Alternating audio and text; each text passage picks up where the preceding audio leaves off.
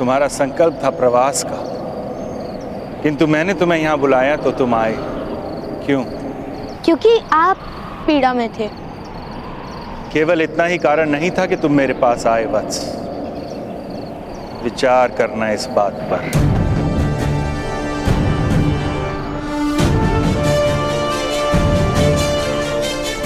जाओ अब पुत्र, यशस्वी भव।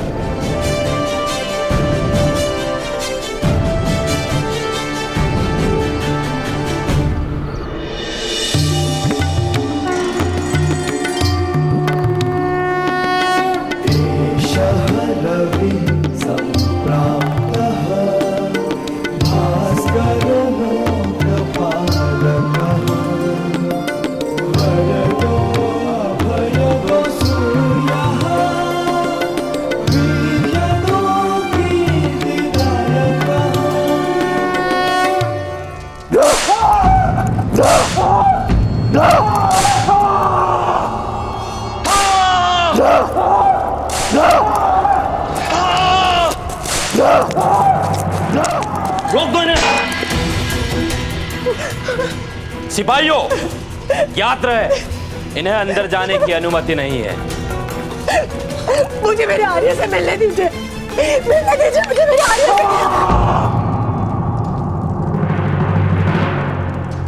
क्या करना है मेरे आर्य के साथ? मुझे जाने दीजिए, मुझे जाने दीजिए।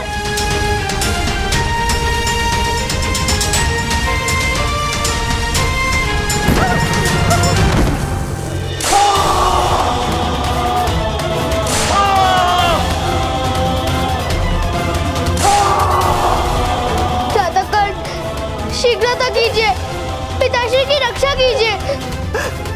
कर्ण, अब तुम ही एकमात्र आधार हो।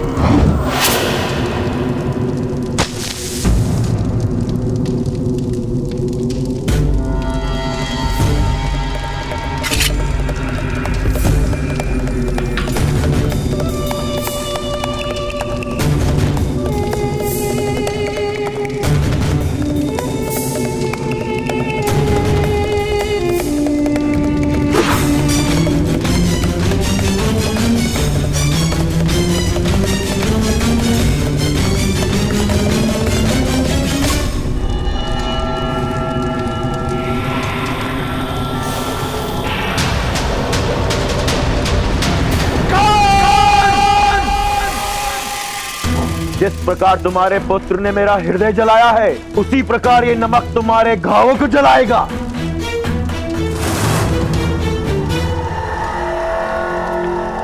तुम्हारा पुत्र गया है महामुनि को लाने।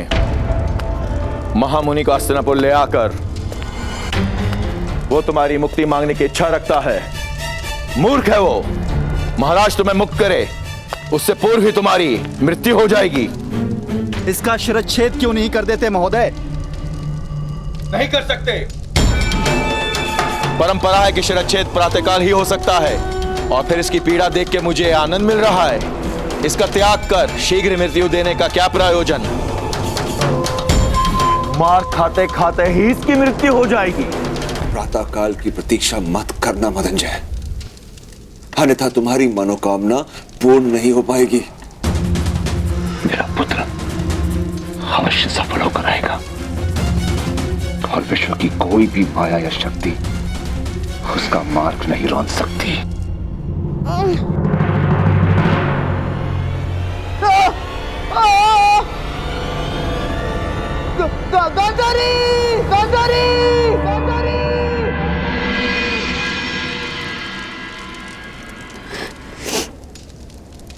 यदि तुम्हें जीवन नहीं मिला तो मेरे जीवन का भी कोई अर्थ नहीं है, कोई अर्थ नहीं है।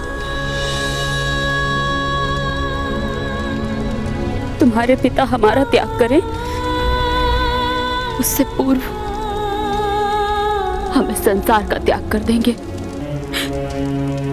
चलो पुत्र, माता गंगा सभी पापों को पावन कर देती है।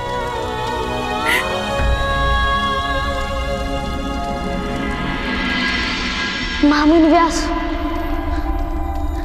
आपको हस्तिनापुर पहुंचाए बगैर मैं मृत्यु को निकट भी नहीं आने दूंगा।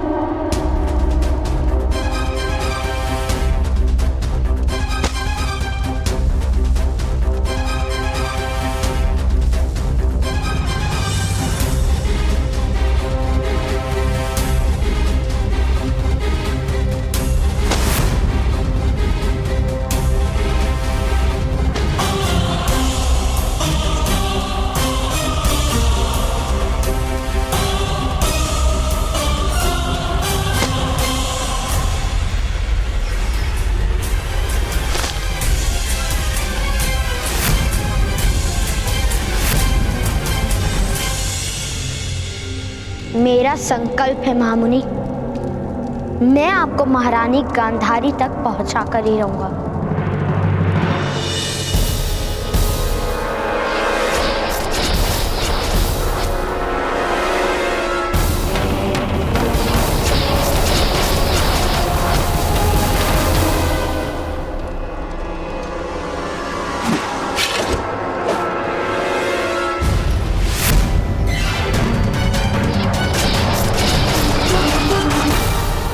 बल से किसी के संकल्प को किस प्रकार विचलित करोगे? वह तुम्हारा संकल्प था प्रवास का, किंतु मैंने तुम्हें यहाँ बुलाया तो तुम आए क्यों? मेरे संकल्प को आपकी याचना ने तोड़ा।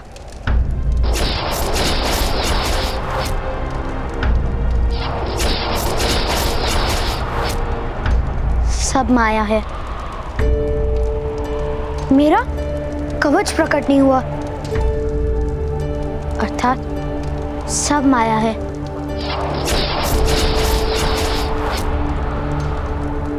महामुनि का संकल्प है कि वो अपनी तपस्या को भंग नहीं करेंगे। उनका संकल्प केवल मेरे समर्पण से टूटेगा, मेरी याचना से टूटेगा।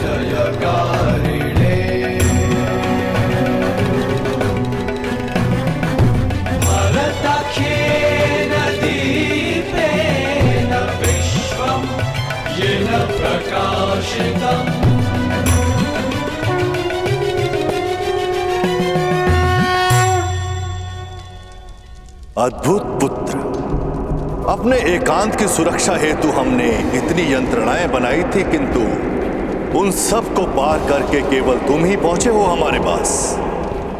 क्योंकि मुझे मेरे पिता को न्याय दिलाना है। न्याय के लिए एक बालक को संघर्ष करना पड़े, यह तो उस राज्य की दुर्दशा का आरंभ है। चलो।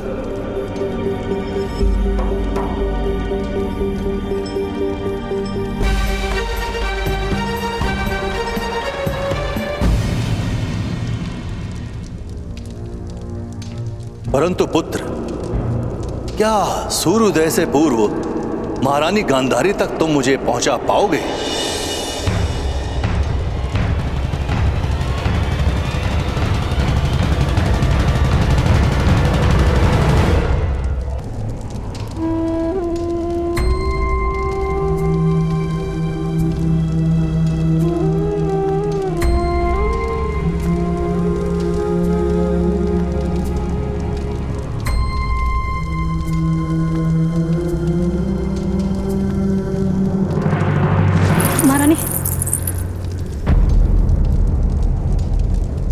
ये मेरे जीवन का अंतिम प्रवास है, मुझे अकेले ही तय करने दो।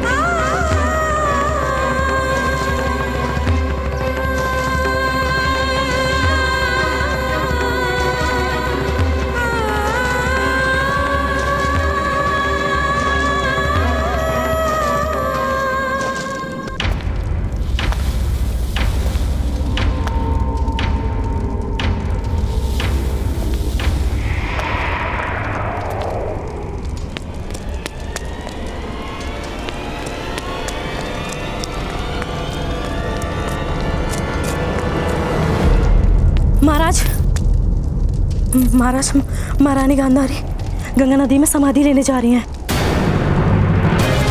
उचित ही है, जिसका जीवन व्यर्थ हो उसे मृत्यु को आलिंगन देना ही उचित है। धृतराष्ट्र, शिव के वरदान को उसके दुर्भाग्य ने विफल कर दिया। एक पुत्र तक ना दे पाई मुझे। मूर्ख मत बनो, बंजर भूमि भी पूजनीय होती है। निसंतान स्त्री का स्तर सारे संसार में उच्च ही होता है। उसकी मृत्यु की कामना करना दुर्भाग्य को निमंत्रण है।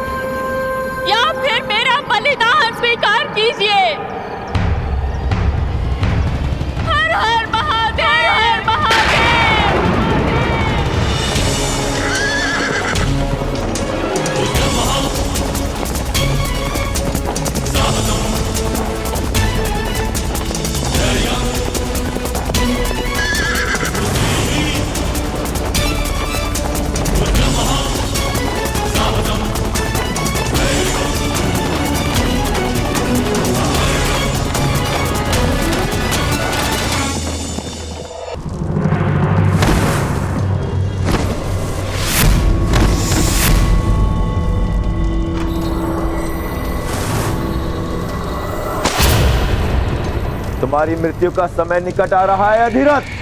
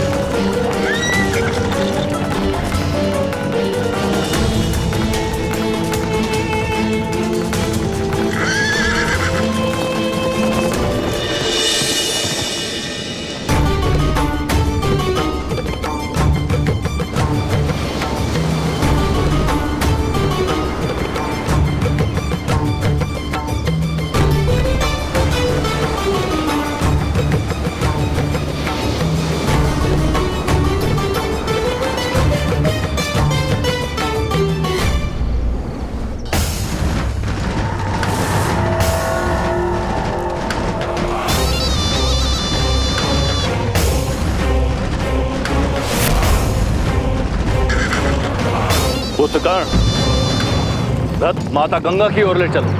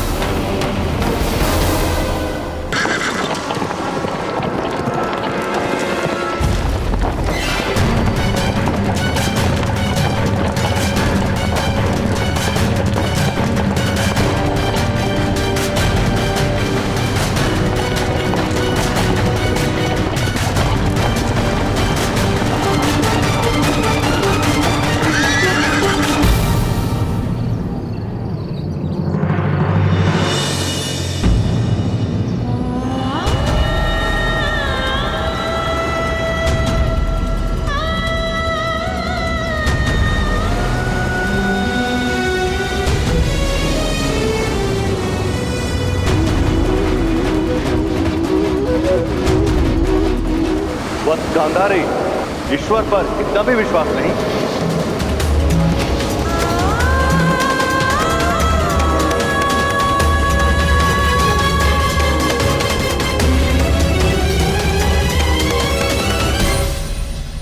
शीघ्र ही तुम्हारे पुत्र को भी तुम्हारे पास नरक में भेज दूंगा अधिराज। महामुनि व्यास को लेकर कर्ण आ गया है महोदय।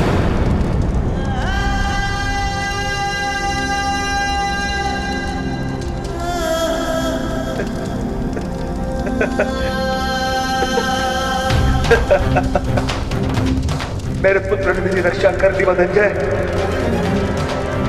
मैंने कहा था ना,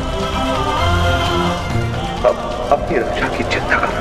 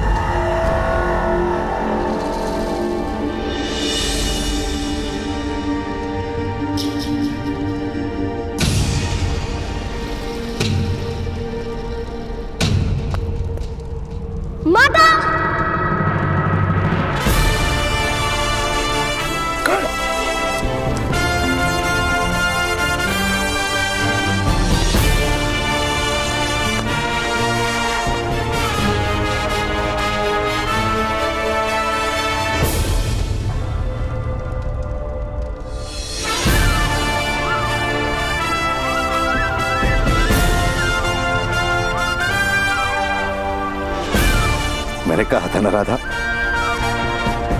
तुम्हारा पुत्र दिव्य है।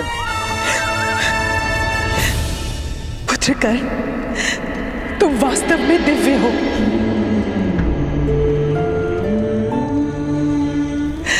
अपनी माता पर आज तुमने उपकार कर दिया।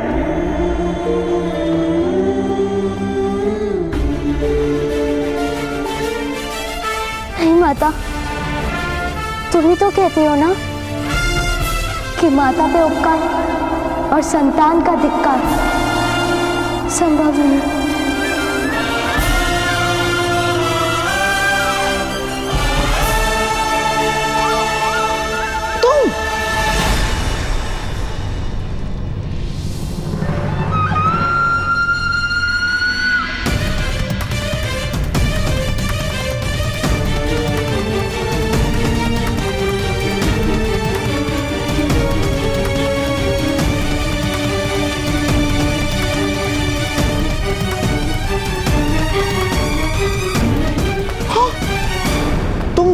तुम तो वहां से भाग के आए थे। हाँ, आप तो भाग भी नहीं पाए, आप तो बंध गए थे महामुनि की माया में।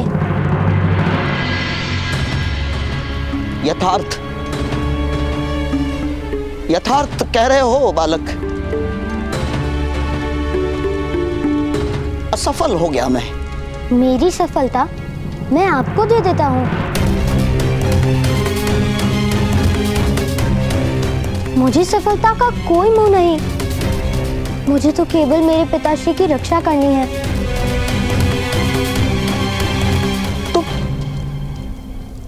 तुम्हारी सफलता अर्थात तुम महामुनि को ले आए।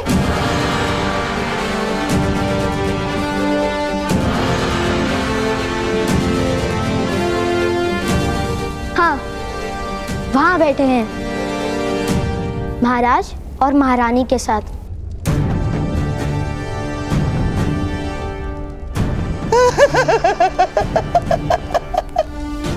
बालक,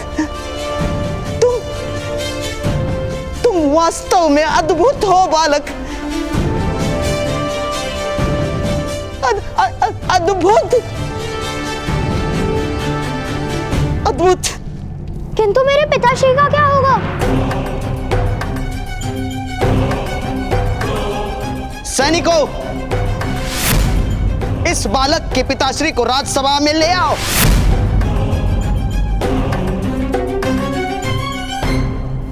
बालक, महामुनि व्यास को यहां लाने का पुरस्कार अवश्य मिलेगा तुम्हें।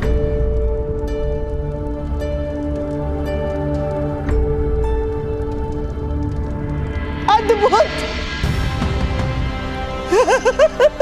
अद्भुत।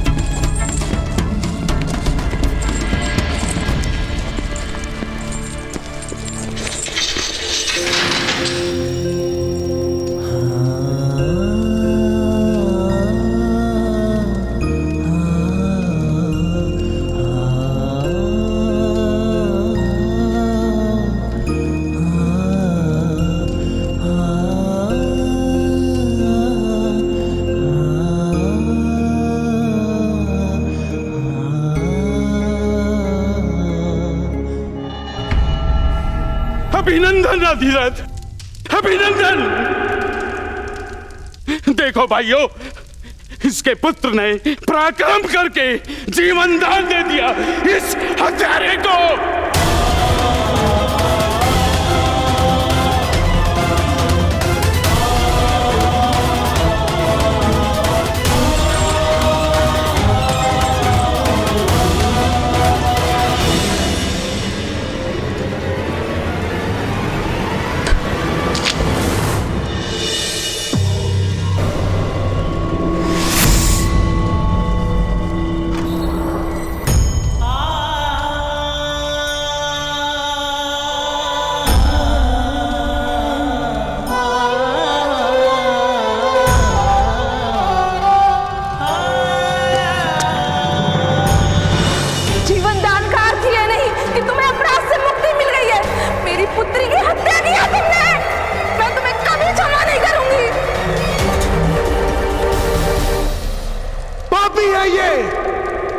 अपराधी है। सूद समाज के नाम पे लांछन लगाया है इसने। मारो इसे।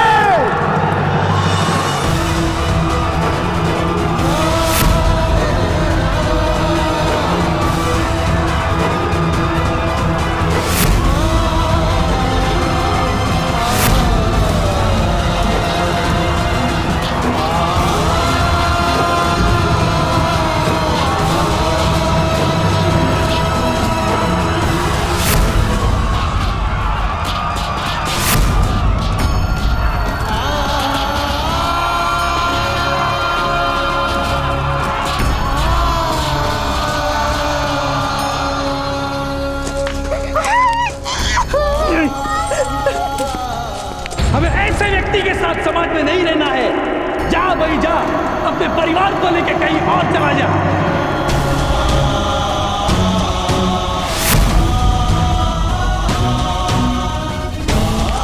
फल फलता है तो वृक्ष से स्वयं गिर जाता है। तुम भी इस कलंक को लेकर मृत्यु को प्राप्त हो जाओ। जाओ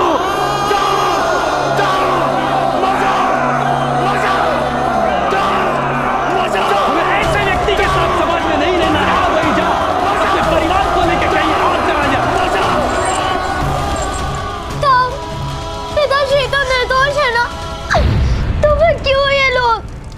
निर्दोषता सिद्ध करनी होती है पुत्र कर्ण। खोया हुआ सम्मान और कटा हुआ मस्तक फिर से प्राप्त नहीं होता।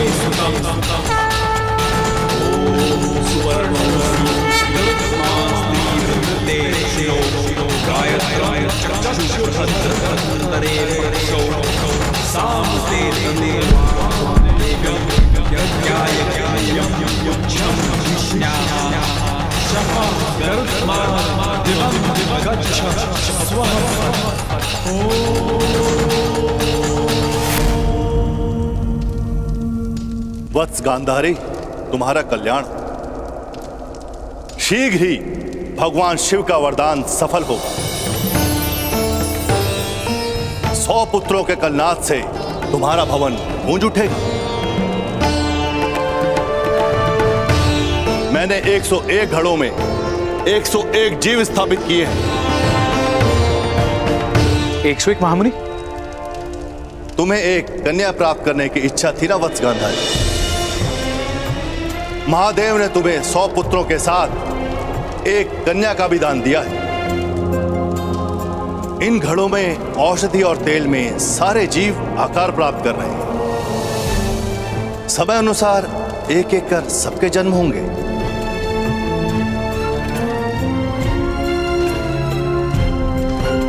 प्रणाम महामुनि। मेरी बहन के पुत्र शीघ्र ही जन्म लेंगे गांधार राज शकुनी। महामुनि, मेरा पुत्र मेरे पश्चात कुरुराष्ट्र का राजा तो बनेगा ना? पुत्र धृतराष्ट्र, तुम संतान प्राप्त करने का सुख भोगो। अपनी योजनाओं का भार अपनी संतान के सर रखकर उसके जीवन में क्यों महत्वाकांक्षाओं का विष घोल रहे हो? अभी तो वो जन्मा भी नहीं। समय से पूर्व समय की गति को जानना भी एक अभिशाप है। इसीलिए इस समय चिंताओं का त्याग करो वत्स। ये उत्सव का समय है।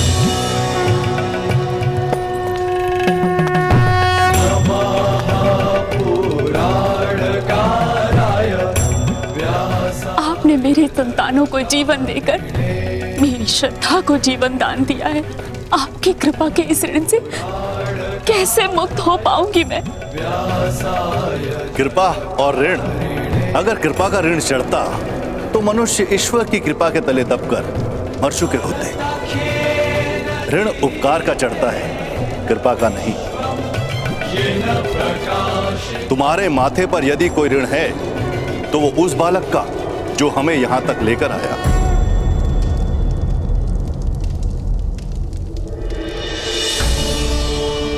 मैं उसके जीवन को सुख से भर दूंगी, धन संपत्ति से परिपूर्ण कर दूंगी महामुनि। कुछ जीवन सदा ही रिक्त रहते हैं। स्वाति नक्षत्र में वर्षा की बूंद पीने की आस में जी रही सीप जैसे सागर में रहकर भी प्यासी रहती है। उस बालक को जिसकी आवश्यकता हो वो देने का प्रयत्न करना वत्स।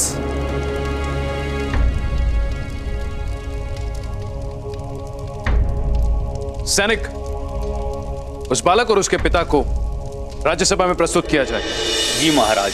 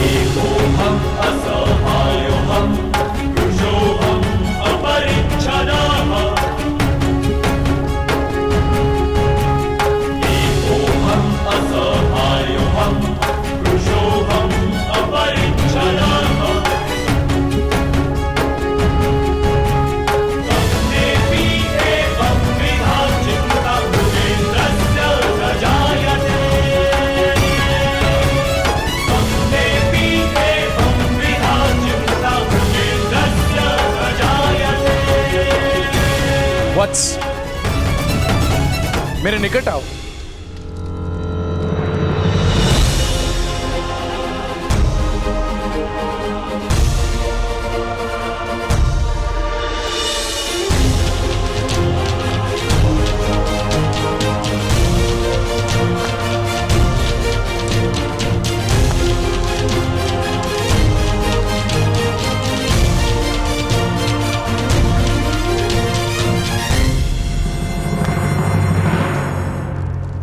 आज तुमने हस्तिनापुर के सम्राट पर उपकार किया है। बताओ, क्या पुरस्कार प्राप्त करने की इच्छा है?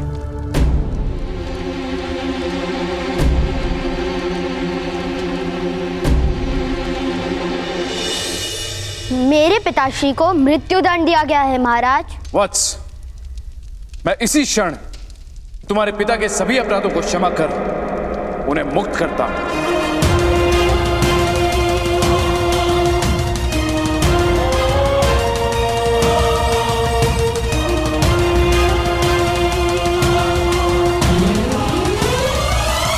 मैं पिताश्री की मुक्ति मांगने नहीं आया हूं महाराज।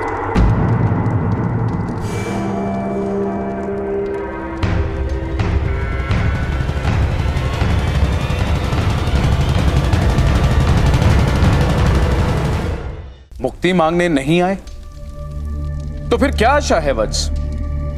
क्या मांगने की इच्छा है तुम्हारी? मेरे पिताश्री को मृत्यु दंड दीजिए महाराज।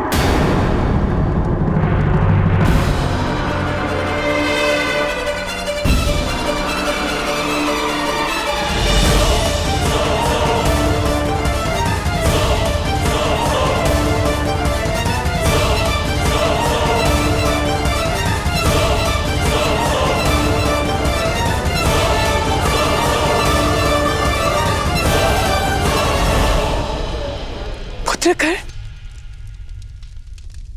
ये तुम क्या कह रहे हो? मृत्युदंड? अपने पिता की मृत्यु की कामना करते हो? नहीं, उनके सम्मान की कामना करता हूं।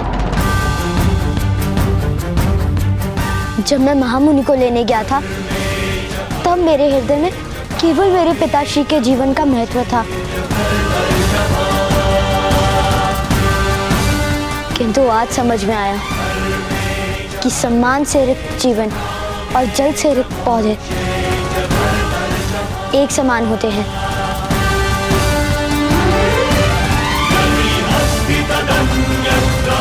देर अदेर सूख ही जाते हैं। इस आरोप के कारण उनका सम्मान टूटा है। या तो सम्मान पूर्वक जीने का अधिकार दीजिए, अन्यथा मृत्यु दंड दीजिए।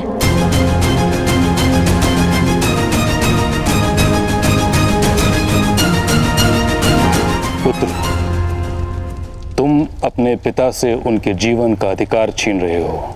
नहीं, मैं अपने पिता को सम्मान का अधिकार देने का प्रयत्न कर रहा हूं।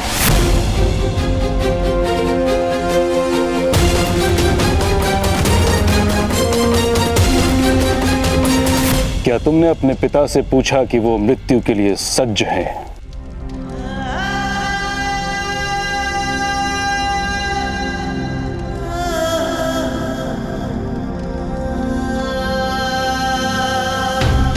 मेरा मन मेरे पिताश्री की छाया है महोदय।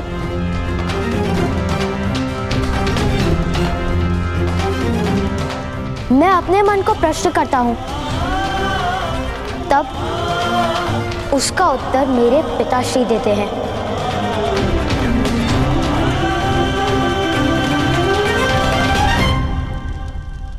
अद्भुत, अद्भुत हो तुम पुत्रकर। सम्मान, अधिकार, इन दो शब्दों का अर्थ अधिकतर मनुष्य मृत्यु तक नहीं जान पाते।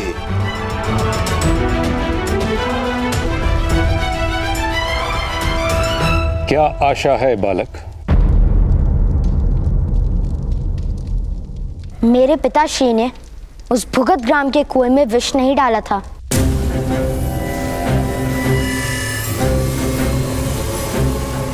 और यदि डाला था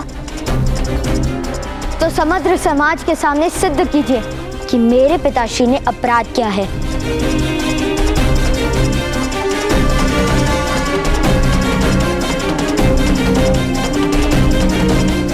अन्यथा स्वीकार कीजिए कि मेरे पिता को सम्मान का अधिकार है। अपराध का निर्णय प्रमाणों पर आधारित होता है। तुम्हारे पास क्या प्रमाण है कि तुम्हारे पिता ने अपराध नहीं किया? जिसने वास्तव में अपराध किया है वही प्रमाण है कि मेरे पिता निर्दोष हैं।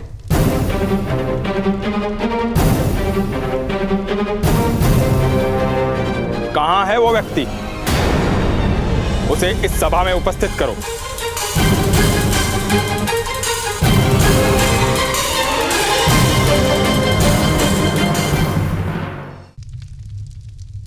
मैं नहीं जानता वो कौन है।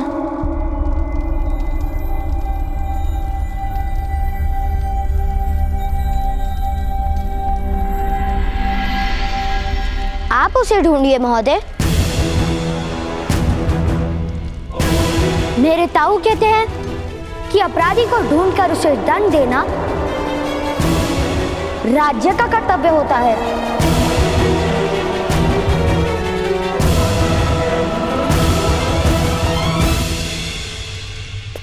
उद्दंड हो तुम बालक। महामहिम, सत्य सदा उद्दंड ही होता है। असत्य को हाथ जोड़ने पड़ते हैं। जीवन दान मांग लो। अधिकार मांगोगे तो तुम्हारे पिता को अवश्य मृत्युदंड प्राप्त होगा।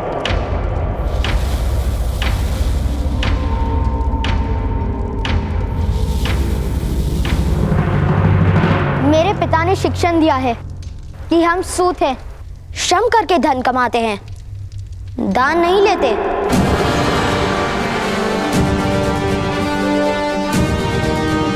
फिर उनके जीवन का दान किस प्रकार ले सकता हूं मैं?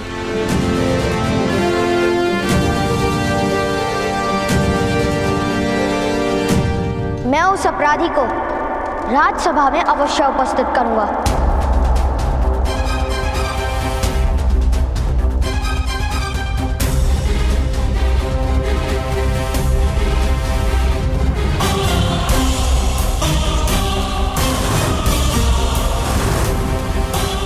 यदि नहीं कर पाए तो मृत्यु अवश्य प्राप्त होगी।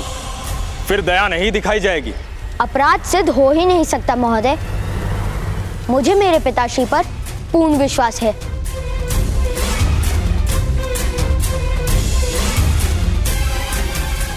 अन्यथा अपराध के विचार से ही उनकी मृत्यु हो जाती।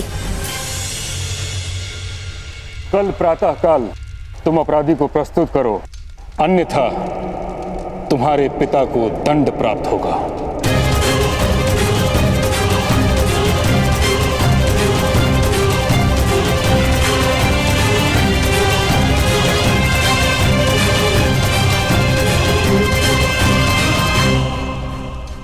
समय है, दान मांगो, अधिकार नहीं।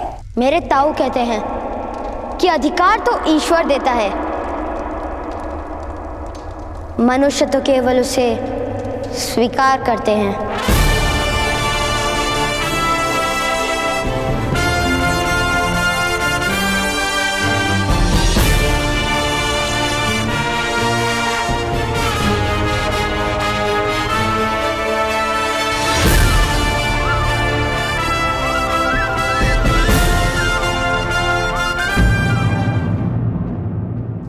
ये क्या क्या तूने कहा? क्या विचार करके ऐसा अनुचित वरदान मांगा?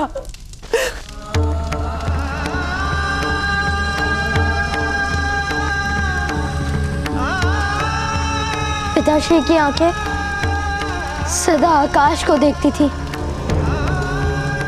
भूमि पर गड़ी आंखें मैं नहीं देख पाया माता। ग्रामजनों के शब्दों से जब पिताश्री का अंतर जल रहा था तो मुझे ऐसा प्रतीत हुआ कि समग्र सृष्टि जल रही है। और इसलिए तुमने अपने पिता के लिए मृत्यु दंड मांग लिया? नहीं माता, भ्राताश्री ने सम्मान का अधिकार मांगा है। सम्मान का अधिकार मांगा है? मूर्ख हो तुम दोनों। अरे सूत है हम। कौन से राजकुल में जन्मे हो जो सम्मान के अभ्यास जीवन भर किया होगा? न्याय मांगने चला, वो भी किससे? उन क्षत्रियों से, ऊंचे वर्ण के समाज से, अरे जो हमें क्षमा तक नहीं करते, उनसे न्याय मांगने चला। विषैले नाक से आलिंगन की आशा कौन करता है? कर इस तरह तो तुमने जीते जी अपने पिता की चिता जला दी।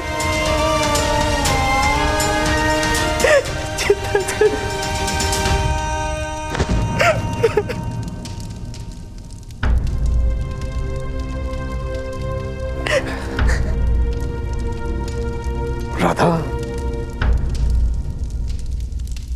वृक्ष को हठपूर्वक मोड़ कर रख दो तो कुछ काल पश्चात वो सीधा होना भूल जाता है। तुम्हारी स्थिति ऐसी ही है, हमारे समाज की स्थिति ऐसी है।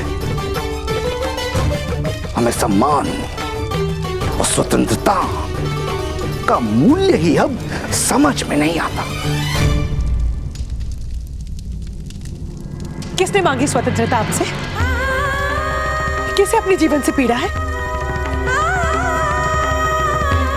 केवल आपको। जेठ जी, जिन्हें सुख के स्वप्न देखने में रुचि है, उनकी निद्रा तोड़ने का यज्ञ क्यों आरंभ किया आपने?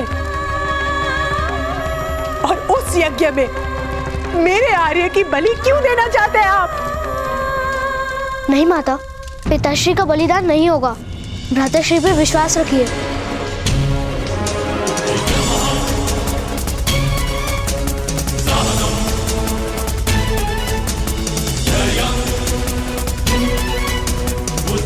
मैं वचन देता हूँ माता, मैं पिताश्री को मुक्त करवा कर रहूंगा और उन्हें मिथ्या सिद्ध करूंगा जिन्होंने हमें न्याय नहीं दिया।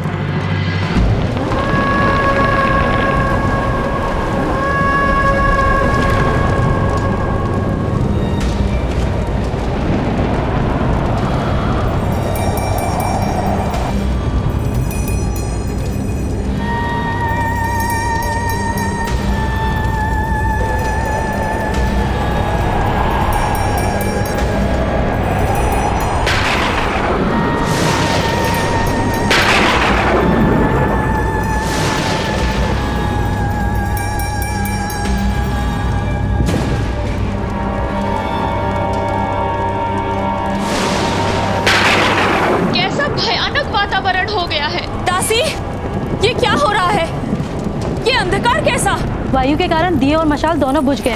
मैं पुनः जला देती हूँ।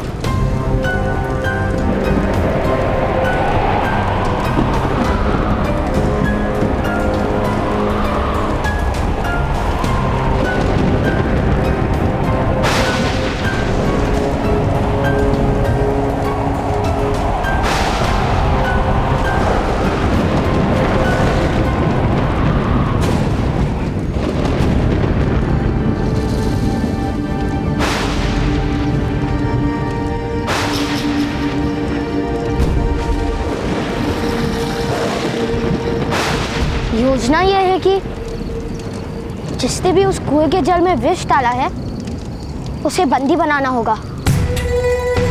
अवश्य ये कार्य ग्राम रक्षक ने किया था, अन्यथा पिताश्री को बंदी बनाकर इतनी पीड़ा क्यों दी उसने?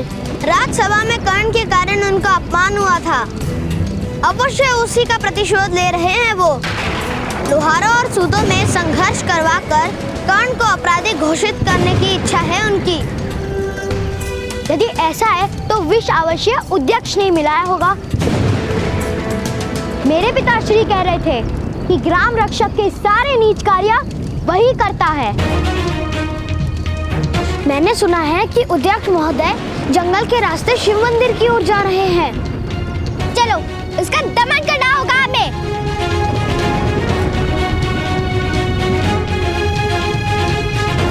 हाँ।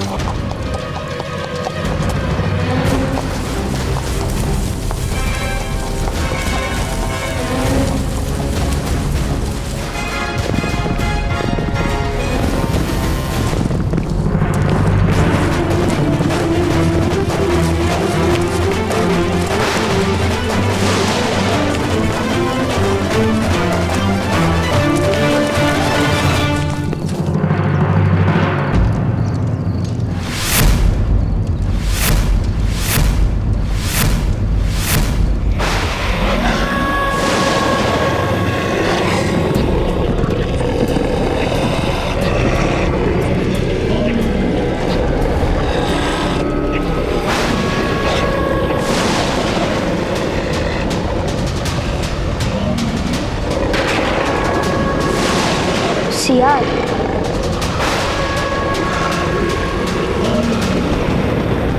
कर्ण, ये सियार तो आक्रमण करेंगे।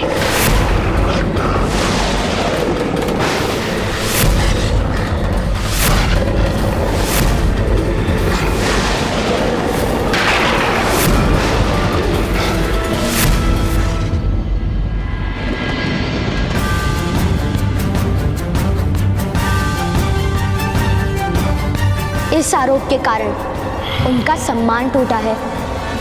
या तो सम्मान पूर्वक जीने का अधिकार दीजिए, अन्यथा मृत्यु दंड दीजिए।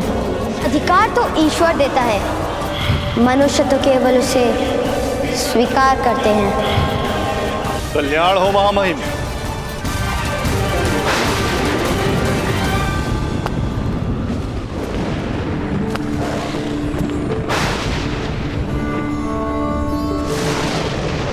प्राणीपत महामुनि। कल्याण हो। आप किस चिंता में पड़ गए? मनुष्य के जीवन को सरल बनाने के लिए जो व्यवस्थाएं निर्मित की जाती हैं, उनके भंग हो जाने की चिंता, जिसका प्रथम चिन्ह मैंने राज्यसभा में देखा है। आज एक सूत का बालक भरी सभा में यह कहकर चला गया कि उसके साथ अन्याय हुआ है। अगर ये वास्तव में सत्य है तो ये व्यवस्था अनुचित है, क्षत्रियों का व्यवहार अनुचित है। राजा पर प्रजा का विश्वास उठ जाए, रक्षक पर प्रजा संदेह करने लगे,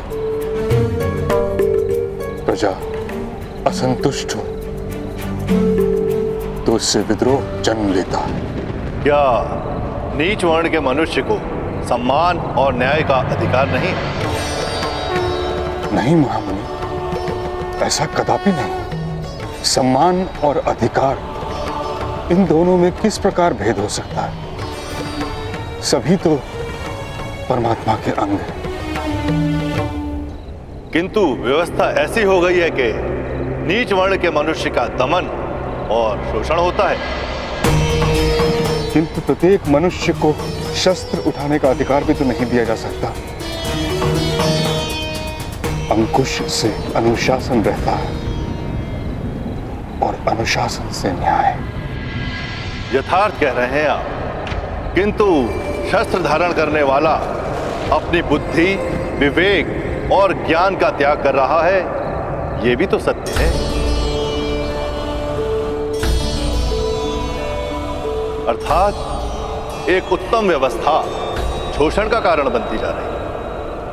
और एक बात स्मरण रहे महामहिम, सतयुग समय का प्रथम खंड था। तब मनुष्य समाज में गुण अधिक थे, इसलिए वर्ण व्यवस्था मनुष्य के मूल्य और सम्मान का आधार नहीं था।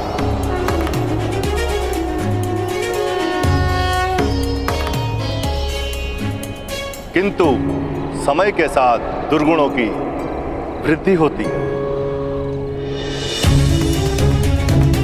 त्रेता में ज्ञान समाज के छोटे भाग में सीमित हो गया। द्वापर में सामर्थ्य इसी प्रकार क्षत्रियों तक सीमित हो गया।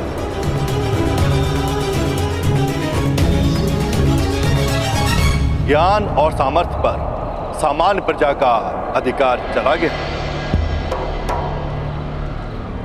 इसी कारण से आने वाले कलयुग में यही व्यवस्था दमन और शोषण का कारण बनेगी। और जब दमन होता है तो विद्रोह भी होता ही है। तो फिर आप ही बताइए महामुनि, ऐसी स्थिति में क्या उचित होगा? हम केवल अपने कर्तव्य मार्ग पर चलते हुए ईश्वर के अवतार की प्रतीक्षा कर सकते हैं। व्यवस्थाओं को शुद्ध करने का प्रयत्न भी कीजिए महामहिम। सिंहासन पर धर्म और सामर्थ्य एक हो, ऐसा प्रयत्न कीजिए। यथाशक्ति समाज को सुख देने का प्रयत्न करें। महामुनि प्रणिपात। कल्याण हो।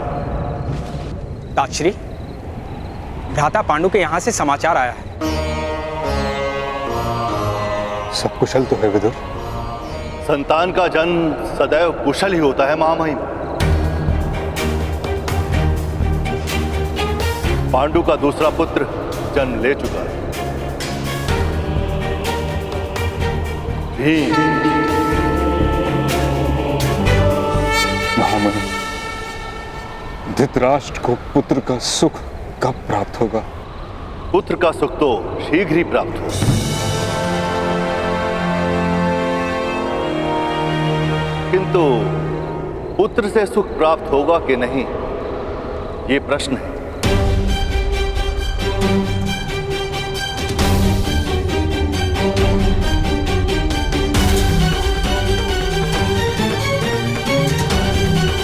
कल्याण हो।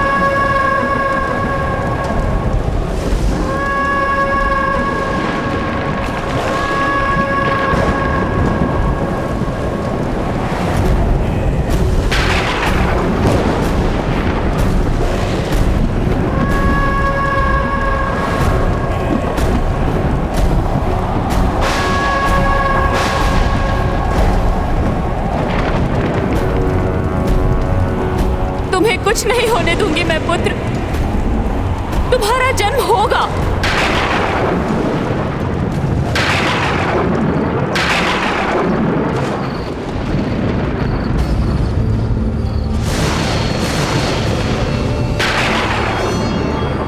ये क्या अमंगल संदेश है ताक्षी?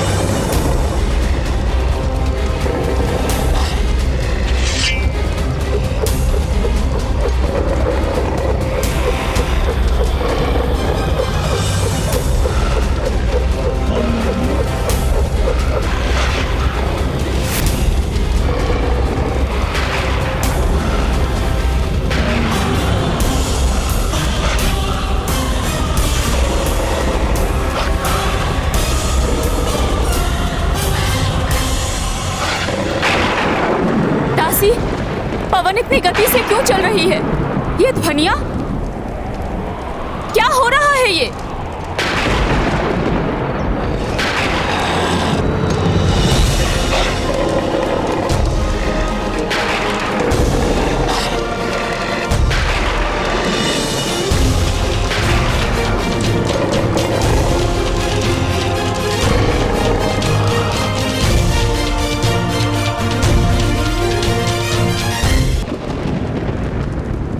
ये क्या हो रहा है ताक्षी?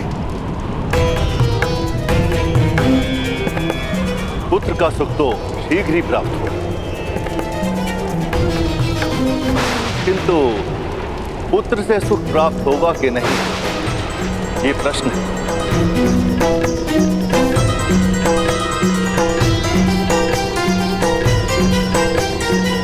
पितुर, हमें शीघ्र ही गर्भगृह की ओर प्रस्थान करना होगा।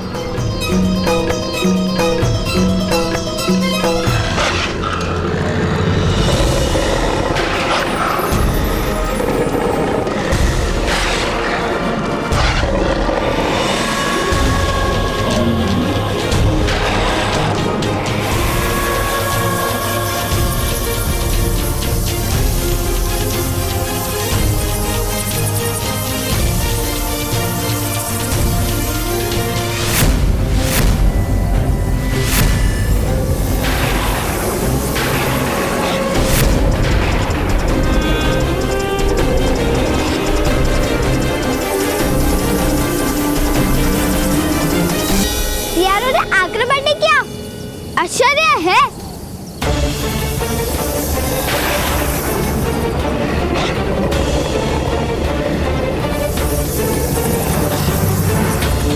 ये सारे प्राणी राजभवन की दिशा में जा रहे हैं।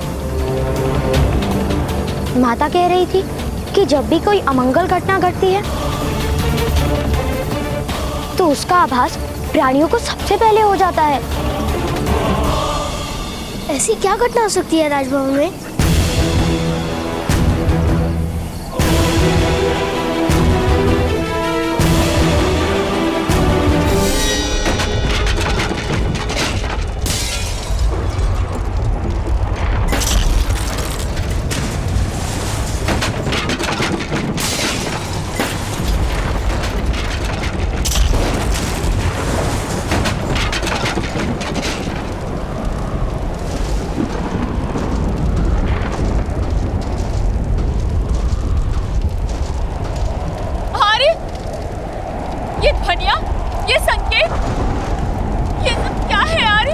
पांडु के दूसरे पुत्र के जन्म का संकेत है गांधारी।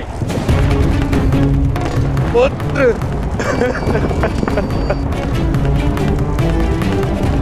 अब भी तुम्हारा जन्म क्यों नहीं हो रहा? शास्त्र शास्त्र कहते हैं जब भी एक महान शत्रु का जन्म होता है उसके साथ ही उसका वध करने वाला वो महान योद्धा भी जन्म लेता है। तुम्हारा शत्रु जन्म ले चुका है पुत्र।